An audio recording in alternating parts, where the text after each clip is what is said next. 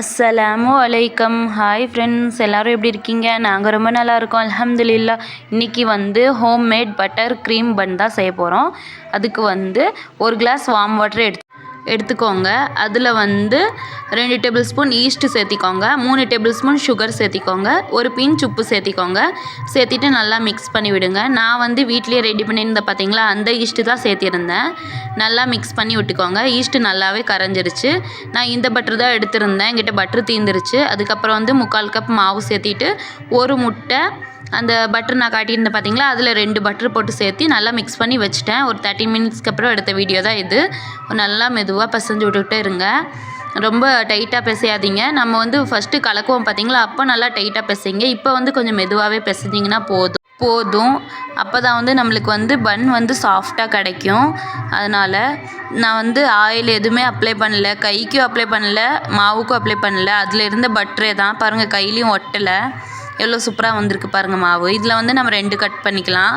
நான் இதில் ஒரு அளவுக்கு தான் மாவு கலக்கியிருந்தேன். அது நல்லா டபுள் ஆயிடுச்சு மாவு.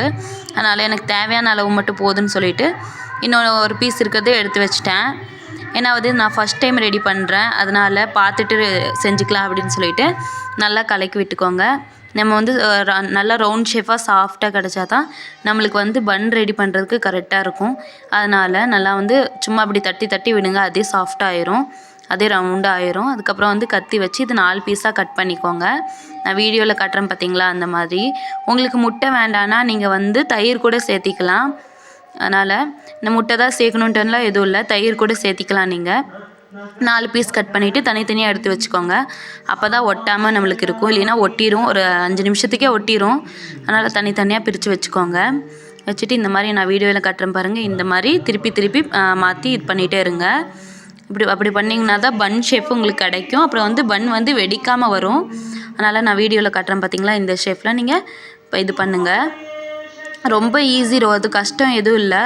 மாவு கலக்கி ஒரு 30 நிமிஷம் வைக்கணும், அதுதான் டைம் உங்களுக்கு அதிகமாக பிடிக்கும், வேறு எல்லாம் எதுவும் இல்லை.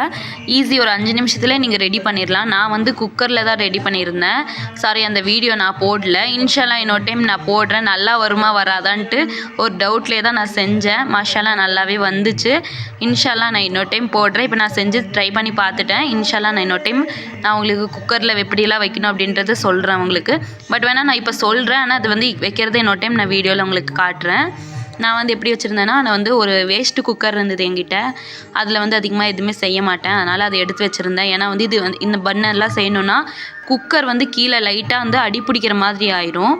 அதனால் அது நான் இந்த மாதிரி திங்ஸ் செய்கிறதுக்காகவே தனியாக எடுத்து வச்சுருந்தேன். அந்த குக்கரில் கீழே அந்த ஸ்டாண்டில் வைப்போம் பாருங்கள், ஸ்டீல் ஸ்டாண்டு, சூடாக இருக்கிற பாத்திரத்தெல்லாம் அந்த ஸ்டாண்டு வச்சு விட்டுட்டு அதுக்கு மேலே நீங்கள் எந்த பிளேட் வைக்கிறீங்களோ அதுக்குள்ளே எந்த பிளேட் கரெக்டாக போகுதோ அந்த பிளேட்டில் நீங்கள் பட்டர் அப்ளை பண்ணி விட்டுட்டு நீங்கள் ரெடி பண்ணியிருந்த பன்னை வச்சு விட்ருங்க. நான் 2 பன் வைக்கிற அளவுக்கு தான் என்கிட்ட அந்த குக்கரில் இடம் இருந்தது. அவ்வளோ சூடு தான் என்கிட்ட பிளேட்டும் இருந்தது, அதுக்குள்ளே போகிற பிளேட்டு. அதனால் நான் 2 பன் வச்சு தான் உங்களுக்கு ஃபஸ்ட்டு செஞ்சு காட்டினேன். இது சும்மா இந்த மாதிரி ட்ரை பண்ணி பார்க்கலாம் அப்படின்னு சொல்லி ட்ரை பண்ணியிருந்தேன். இதுவும் நல்லா தான் வந்துச்சு. ஒரு சின்ன பிரெட் ஷேப்பில் வந்துச்சு, கட் பண்ண நல்லா தான் இருந்தது. அது நான் வீடியோவில் காட்டல. நான் இந்த மாதிரி தேய்ச்சி விட்டுட்டு திருப்பி விட்டுட்டு அந்த மாதிரி மடக்கினேன், நீங்களே பாருங்கள் வீடியோவில்.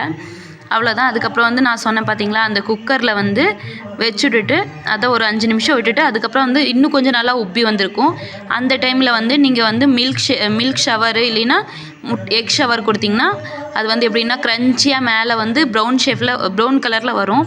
அதுக்காக நான் கொடுத்துருந்தேன். அதுக்கப்புறம் எடுத்த நிமிஷமே நீங்கள் பட்டர் அப்ளை பண்ணி விட்டுட்டிங்கன்னா அது உங்களுக்கு சாஃப்டாகவே இருக்கும், ஹார்டாக இருக்காது பன்னு. அந்த மாதிரி தான் நான் பண்ணியிருந்தேன். சாரி, நான் அதெல்லாம் வீடியோவில் போடல, அதனால் இன்னொரு டைம் நான் போடுறேன் இன்ஷால்லா. ஏன்னா நான் இது 5:30 மணிக்கு தான் ரெடி பண்ண ஆரம்பித்தேன். பாருங்கள், பன்னும் ரெடி ஆயிடுச்சு.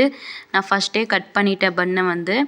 பாப்பா கிட்டே பேசிகிட்டே வீடியோ ஆன் பண்ணாமல் கட் பண்ணிட்டேன். சரி, இன்னொரு டைம் கட் பண்ணுற மாதிரி இது பண்ணலாம் அப்படின்னு சொல்லிட்டு தான் கட் பண்ணியிருந்தேன். எதுவும் நினச்சிக்காதீங்க. நல்லா சாஃப்டாக வந்திருக்கு பாருங்கள், உங்களுக்கே பார்த்தா தெரியும். நல்லா வெந்து வந்திருக்கு, நல்லா சாஃப்டாக வந்திருக்கு. எனக்கே பார்க்கும்போது அவ்வளோ ஒரு ஹாப்பியாக இருந்தது. நானாக செஞ்சேன் அப்படின்னு சொல்லிட்டு அவ்வளோ ஒரு ஹாப்பியாக இருந்தது. இதுதான் நான் ஃபஸ்ட் டைம் ட்ரை பண்ணியிருந்தேன். நல்லாவே வந்திருந்தது. அதுவும் நான் வீட்டில் ரெடி பண்ண ஈஸ்ட்டு போட்டு செஞ்சது எனக்கு ரொம்ப ஒரு ஹாப்பியாக வந்துச்சு. ஏன்னா கடையில் இருக்கிற ஈஸ்ட்டில் தான் செய்ய முடியும். நான் வீட்டில் ரெடி பண்ண இந்த ஈஸ்ட்டில் செஞ்சேன்ட்டு எனக்கே இவ்வளோ ஒரு ஹாப்பியாக இருந்தது. வீட்லேயே செஞ்சுருந்தேன் அந்த க்ரீமும். அந்த க்ரீமில் வேறு எதுவும் இல்லை, ப்ரௌன் சுகரும் பட்டரும் லைட்டாக மில்க்கு 2 டேபிள் ஸ்பூன் தான் மில்க்கு. ஏன்னா வந்து அது கிரைண்டிங் ஆகலை, அதுக்காக தான் 2 டேபிள் ஸ்பூன் மில்க் லாஸ்ட்டாக ஊற்றி அதை மிக்ஸ் பண்ணி ஒரே ஒரு சுற்றி விட்டுருந்தேன். அதனால் உங்களுக்கு அந்த லிக்விட் மாதிரி கிடைக்குது. ஆனால் டேஸ்ட்டு நல்லாயிருக்கும். நீங்கள் இந்த மாதிரி வீட்டில் ரெடி பண்ணி பாருங்கள். ரொம்ப ஹெல்தி. நம்ம வீட்டிலேயே ரெடி பண்ணி நம்ம கொடுக்குறோன்னா நம்ம பசங்களுக்கு நம்மளுக்கு இன்னொரு ஹாப்பி. எனக்குன்னா ரொம்ப ஹாப்பியாக இருந்தது. நான் 2 பன்னு தான் செஞ்சுருந்தேன். இன்னும் 2 பன் வந்து அப்புறமா செஞ்சுக்கலாம் அப்படின்னு சொல்லிட்டு வச்சுட்டேன். ஃபஸ்ட்டு இதை சாப்பிட்டு பார்க்குவோம் அப்படின்னு சொல்லிட்டு. அவ்வளோ சூப்பராக இருந்தது. அன்றைக்கி நைட் டின்னரு நாங்கள் அதுதான் சாப்பிட்டுட்டு தூங்கிட்டோம். அவ்வளோ ஒரு நல்லா இருந்தது.